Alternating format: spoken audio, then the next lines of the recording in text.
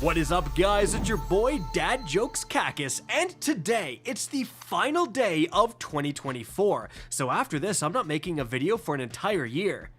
I did warn you, but today we're going to be discussing the best things that happened within Destiny 2 for this year. What are the things that Bungie did right and should be doing more of in the future? Well, let's get started.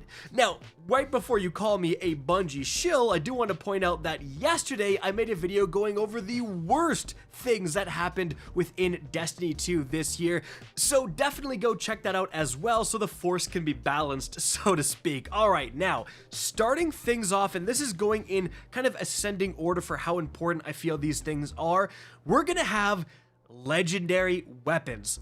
Seriously.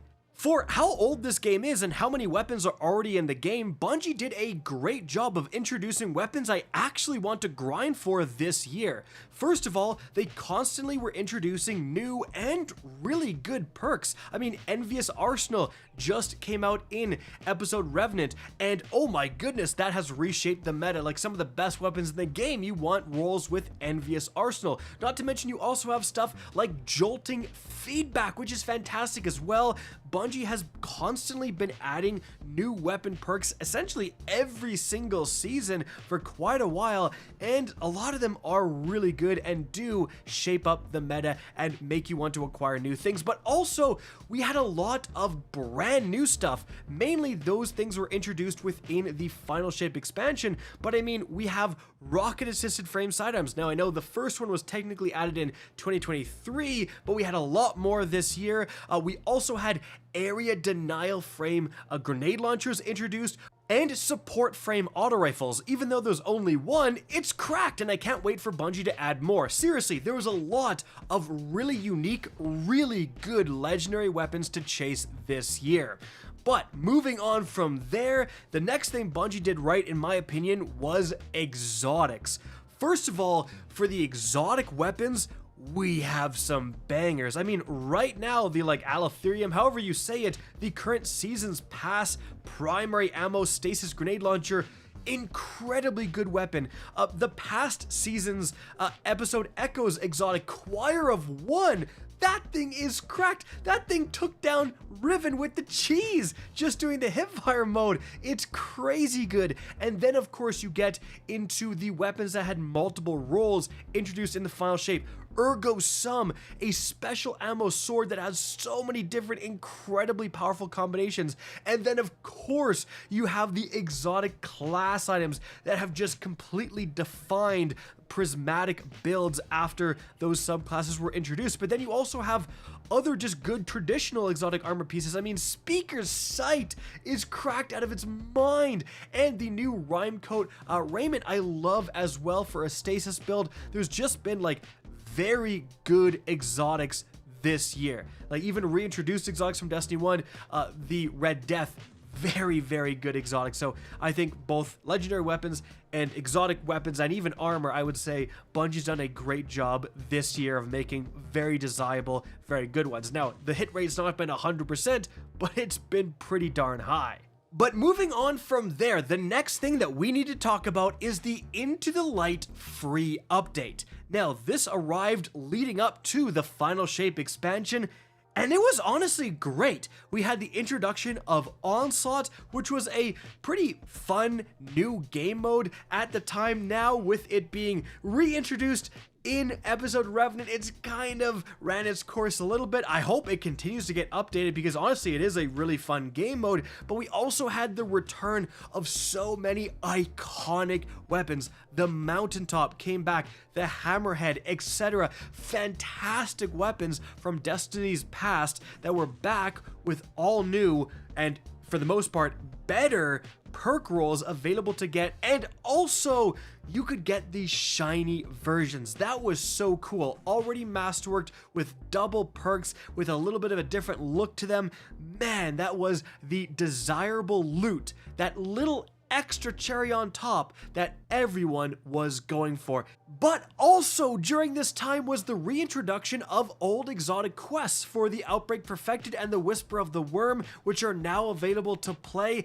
And we had Pantheon, an incredible conglomeration of different raid encounters offering an insane amount of raid loot. For new players, it was this incredibly desirable thing. If you could do one Pantheon, the lowest difficulty Pantheon as a new player, you were showered in raid loot. And for the hardcores, they had the higher difficulty version to look forward to. Like overall, it was incredibly well received and the raiding community still looks fondly upon Pantheon. It was just a very well thought out, actually surprisingly rich, free edition, and that word free was so important. It really did bring a lot of people back to the game. My friends list was absolutely poppin' during Into the Light. In fact, Into the Light arguably had better player retention than the final shape, which we'll talk about in a sec, but seriously, it was great. And the good news is that Bungie seems to have acknowledged this and has stated that they want to do more of these free updates in the future.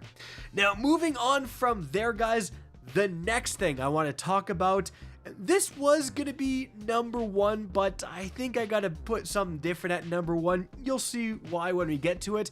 But the next thing has got to be the final shape expansion. This was the grand finale of the Light versus the Dark saga. This is 10 years of Destiny 1 and Destiny 2 storytelling. And so there was a lot of pressure on this DLC's shoulders, but in my opinion, aside from the very first launch day, which was incredibly glitchy, aside from that, it really did deliver. The campaign was very good, and the end of the campaign led into the raid. Like, the raid was part of the storyline, which was super sweet, and it was an incredibly epic raid. Definitely on the harder side, but still super epic. And then when you beat that raid, or when other teams beat that raid, it unlocked that 12-player activity for everyone. So you were watching, your favorite streamer struggle in the raid, they finally beat it, and then, wow, there's a new game mode you can jump in, and all 12 people can kill the witness at once. Like, that whole sequence of events was super epic, not to mention Prismatic. Wow, what an impact in the meta Prismatic has had. Arguably too much of an impact, it's definitely got its downsides in terms of how much it defines the meta, but you can't argue on like how fun it is to play. And you also, we talked about this in the legendary weapons and the exotic section, but the loot quality was great as well. The actual Pale Heart destination was super interesting. A lot of stuff to do there, a lot of secrets to uncover. It was just overall a very good expansion, and it felt like a fitting end to the Light versus the Darkness saga. And this is the thing that, when people say Destiny is dead, and right now it's not doing great, but this is the thing I always point to. It's like the most recent big expansion was great, like critically well acclaimed. Most players really enjoyed it. It just didn't have a lot of staying power for whatever reason. People kind of got done with it and then didn't really hang around. But I think a lot of that was because of the incredibly underwhelming episode Echoes, right? Like, that really didn't stand up and was kind of a complete flop compared to the quality of the final shape. Final shape potentially put too many resources into those crazy narrative moments defeating the witness and not as many resources into replayability. Again, it's not the perfect expansion, guys, but it was a banger. Like, in terms of hits and misses, if Lightfall is a miss, Shadowkeep is a miss, I think you gotta say that the final shape was a hit. And again, that gives me hope. The most recent DLC, like I said, was a banger. Bungie has still got it, right? Even through all the layoffs and all the crap, there's still people there that are churning out great content, which is fantastic. And then, guys, the last thing I want to talk about is simply going to be Destiny 2 Frontiers. Now, that's a bit of a weird one because it's coming in 2025, but there was a lot of changes that were announced this year that look fantastic, and this is why I wanted to put this at the end of the video. Technically, the best of 2025 list is the final shape and everything I said previous to that, right? But there, let's be honest, is some major problems with Destiny 2 right now. Like, the episodic model sucks. We talked about that in the last video, and even though I said that Bungie has done a great job of new, exciting, legendary weapons to go after, and I really do think they have, for a lot of people, it's just not different enough, right? But looking at what Bungie has announced coming in Frontiers, we have, first of all, an entirely new armor system. I have not cared about armor in literally years since they patched the Artifice Armor duality exploits, and I got all the Artifice Armor I'll ever need. I have really not cared about armor jobs at all, right? Now, I'm actually gonna care, especially when there's going to be set armor introduced with some crazy powerful looking set bonuses as well. Like, that is going to be massive for build crafting, guys.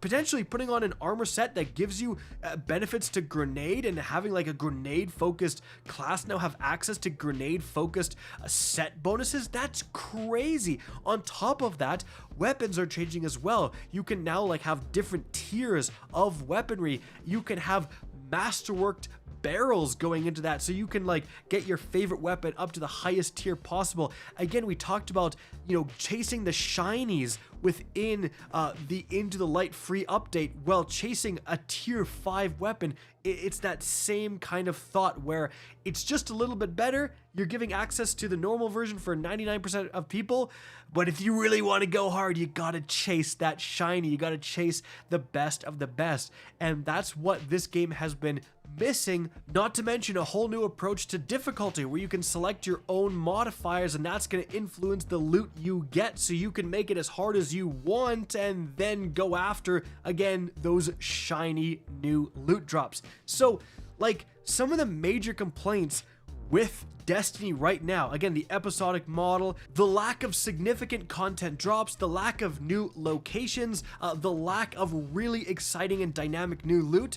A lot of this stuff, Bungie has already announced solutions to. Like, that is one thing that really does give me hope. It is not like we are beating our heads against the wall, pleading with Bungie, these episodes suck, please stop doing them, and, you know, all of 2025 is more episodes, right? Like, that would be a disaster, guys. But it's not. Starting with Frontiers, they are completely changing the model. We have 2 major expansions a year.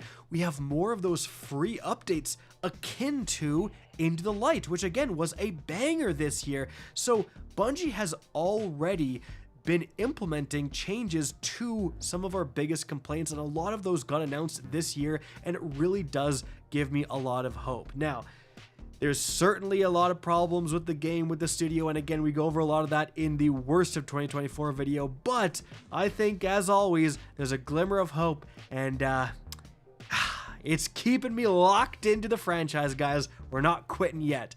That's it for the video. Hope you enjoyed and found this informative. If you did, please remember to help me out by simply rating and especially sharing this video.